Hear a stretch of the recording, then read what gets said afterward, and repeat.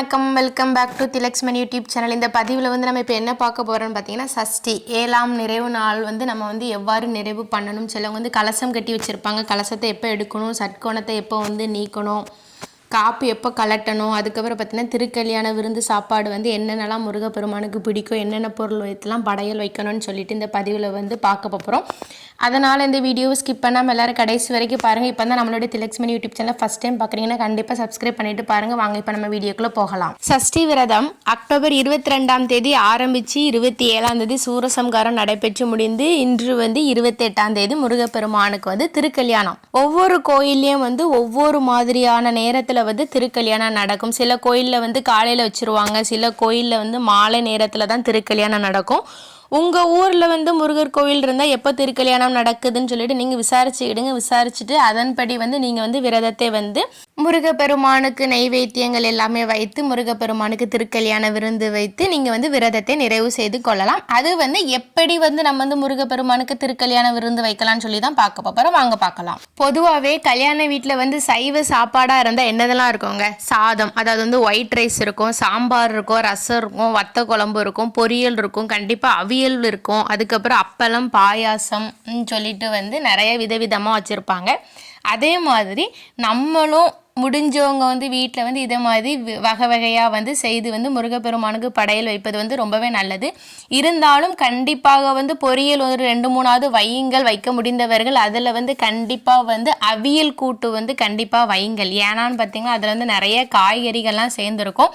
அதனால தான் ஒரு சிலவங்க வந்து கேட்பாங்க, முருகப்பெருமானுக்கு வந்து சாம்பார் வைத்து படையல் செய்யும்போது என்னென்ன காய்கறிகள் சேர்க்கணும்னு ஏதாவது விதிமுறைகள் இருக்கான்னு சொல்லி கேட்பாங்க. அப்படி கிடையவே கிடையாது. உங்களுக்கு என்னென்ன காய்கறிகள் சேர்த்து நீங்கள் வந்து வீட்டில் வந்து எப்பவும் வழக்கம் போல் எப்படி சாம்பார் வைப்பீங்களோ அதே மாதிரி முருகப்பெருமானுக்கு நீங்கள் வந்து சாம்பார் வைத்து வந்து வழிபாடு செய்யலாம். கண்டிப்பாக ஏதாவது ஒரு பாயாசம் இனிப்பு வைத்துக்கிடுங்கள். அப்பளம், வடை, பாயாசத்தோட வந்து முருகப்பெருமானுக்கு திருக்கல்யாண விருந்து படையல் வந்து செய்யலாம். சரி, எல்லா படையல் எல்லாமே ரெடி பண்ணியாச்சு. இப்போ எப்போ முருகப்பெருமானுக்கு படையல் வைக்கலாம்னு சொல்லி பார்த்தீங்கன்னா, இப்போ வந்து நீங்கள் வந்து வேலைக்கு செல்கிறவங்களா இருந்தால் நீங்கள் வந்து காலையில் பிரம்ம முகூர்த்த நேரத்தில் வந்து படையல் பண்ணால் நீங்கள் வந்து நேரம் பார்க்க வேண்டியதே கிடையாது. 4 மணி to 7 மணிக்குள்ளே வந்து நீங்கள் எப்போ வேணாலும் வந்து நீங்கள் வந்து படையல் வைத்துக்கிடலாம்.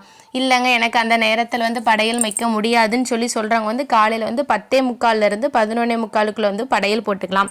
ஏன்னா அந்த நேரம் வந்து எல்லாம் ரொம்ப நல்ல நேரம். அந்த நேரத்தில் தான் வந்து எல்லாருக்கும் வந்து சமையல் செய்கிறதுக்கு வந்து பொதுவாகவே ஏற்ற நேரமாக இருக்கும் நான் நினைக்கிறேன். அதனால் வந்து முடிஞ்சவங்க வந்து அந்த நேரத்தில் வந்து முருகப்பெருமானுக்கு வந்து படையல் செய்து வந்து வழிபாடு செய்யுங்க. ஒரு சில பேர் வந்து மாலை நேரத்தில் வந்து முருகப்பெருமான் கோயிலுக்கு சென்று வந்து திருக்கல்யாணம் பார்த்து விட்டு வந்து தான் வந்து விரதத்தை வந்து நிறைவு செய்வாங்க. ஆனால் வந்து அவங்க கோயிலுக்கு போகிறதுக்கு முன்னாடி வந்து வீட்டில் வந்து திருக்கல்யாண சாப்பாடு செய்து வைத்து விட்டு வந்து முருகப்பெருமானை வணங்கி விட்டு வந்து நீங்கள் வந்து முருகப்பெருமானுக்கு வீட்டில் வந்து திருக்கல்யாண படையல் வந்து போடலாம். ஒரு சில முருகப்பெருமான் ஆலயத்தில் வந்து திருக்கல்யாணம் முடிஞ்ச உடனே வந்து திருக்கல்யாண சாப்பாடு வந்து கோயிலே போடுவாங்க. நான் வந்து அதை வந்து சாப்பிட்டு விரதத்தை நிறைவு செய்யலாமான்னு சொல்லி கேட்டிங்கன்னா தாராளமாக வந்து நீங்கள் வந்து சாப்பிட்டு விரதத்தை வந்து நிறைவு செய்யலாம். பின்பு வீட்டுக்கு வந்து முருகப்பெருமானுக்கு வழிபாடு செய்து கொள்ளுங்கள். பின்பு வந்து விரதம் இருந்த எல்லாருமே வந்து சட்கோண தீபம் ஏற்றி வைத்திருப்போம். அதனால் வந்து இன்னைக்கு வந்து கண்டிப்பாக வந்து 7 தீபம் நெய் தீபம் ஏற்றி வந்து வழிபாடு செய்யுங்கள் நிறைவு நாளாக. விரதத்தை நிறைவு செய்யும் போது முருகப்பெருமானுக்கு வந்து நல்லபடியாக வந்து செவ்வரளி பூ போட்டு வந்து சிறப்பு அலங்காரம் செய்துடுங்க. சேர்ந்துட்டு நெய்வேத்தியமாக கண்டிப்பாக வந்து இனிப்பு வைங்க. பால் பாயாசம் வைக்கலாம், அப்படி இல்லைன்னா சர்க்கரை பொங்கல் வைக்கலாம். வைத்து வந்து முருகப்பெருமானை வந்து நீங்கள் வந்து மனமுருக வழிபாடு செய்யலாம். தீப தூப ஆராதனைகளாம் காட்டுங்கள். வீட்டின் நிலைவாசலுக்கும் கண்டிப்பாக தீப தூப ஆராதனைகளாம் காட்டுங்கள்.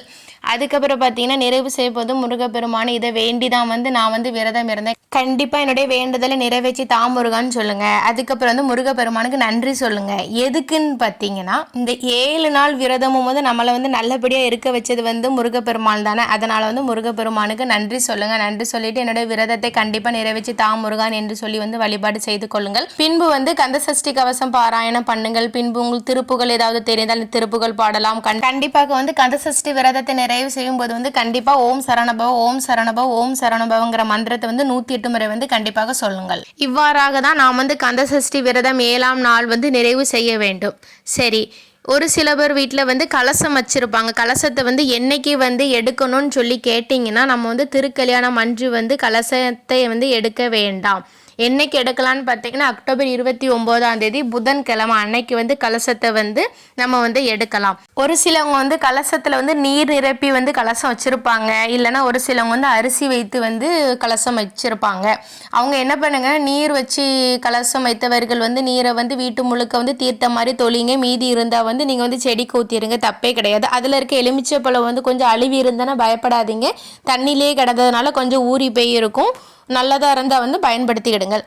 சிலவங்க வந்து அரிசி வச்சுருப்பாங்கள்ல, அவங்க வந்து என்ன பண்ணுங்கன்னா வந்து நீங்கள் வந்து ஒரு நாள் வந்து சர்க்கரை பொங்கல் நைவேத்தியமாக வைத்து முருகப்பெருமானுக்கு வழிபாடு செய்யுங்கள். பின்பு வந்து கலசத்துக்கு மேலே வச்ச தேங்காவை வந்து கண்டிப்பாக ஏதாவது வந்து இனிப்பு வகைகள் செய்து வந்து முருகப்பெருமானுக்கு வழிபாடு செய்யுங்கள். நிச்சயமாக வந்து கலசத்திற்கு மேலுள்ள தேங்காயை வந்து அசைவ உணவுப் பொருள் வந்து செய்யும் போது வந்து சேர்க்காதீர்கள். கலசத்தை வந்து எப்போ கலைக்கணும்னு சொல்லி பார்த்தீங்கன்னா 29 புதன்கிழமை வந்து 6 to 7 காலையில் வந்து அந்த நேரத்தில் வந்து நீங்கள் வந்து கலசத்தை வந்து கலைத்துக்கிடுங்கள். ஒரு சிலவங்க வந்து மனை போட்டு வந்து அதுக்கு மேலே முருகர் படம் வைத்து வழிபாடு செய்திருப்பார்கள். அந்த படத்தையுமே வந்து நீங்கள் வந்து அந்த காலை வந்து 6 to 7 அந்த நேரத்தில் வந்து நீங்கள் எடுத்துக்கலாம். பூ எல்லாமே வந்து நீங்கள் வந்து பூஜை அறையில் உள்ள குப்பை தொட்டியில் போட்டுக்கலாம். காப்பு கலட்டுறவங்களும் அதே நேரத்தில் தான் வந்து காப்பு கலட்டுங்க புதன்கிழமை. ஒரு சிலவங்க வந்து காப்பு கட்டினதை வந்து என்ன செய்யலாம்னு சொல்லி கேட்குறீங்க. உங்கள் வீட்டிலேருந்து மரம் இருந்தால் வந்து மரத்துக்கு மேலே போடுங்க, அப்படி இல்லைன்னு சொல்லி பார்த்தீங்கன்னா வந்து பூஜை அறையில் உள்ள குப்பை தொட்டிலே போடலாம், ஒன்றும் தப்பு கிடையாது. அதே மாதிரி சட்கோண தீபத்தையும் வந்து அன்னைக்கு காலையில் வந்து 6 to 7 அந்த நேரத்தில் வந்து சட்கோணம் போட்டதை வந்து நீங்கள் வந்து அழிச்சிக்கிடுங்க. ஓகே ஃப்ரெண்ட்ஸ், இவ்வாறாக தான் வந்து கந்தசஷ்டி விரதத்தை வந்து நிறைவு செய்யணும். கலசம் எல்லாமே இந்த நேரத்தில் வந்து அகற்றுங்கள், ரொம்பவே விசேஷமானது. இந்த வீடியோவை கண்டிப்பாக உங்கள் ஃப்ரெண்ட்ஸ் அண்ட் ஃபேமிலிக்கு வந்து கண்டிப்பாக ஷேர் பண்ணுங்கள், லைக் பண்ணுங்கள், சப்ஸ்கிரைப் பண்ணுங்கள். அண்ட் தேங்க்யூ ஃபார் யுவர் வாட்சிங். அடுத்து இதே மாதிரி ஒரு நல்ல பதிவில் சந்திக்கலாம். நன்றி, வணக்கம்.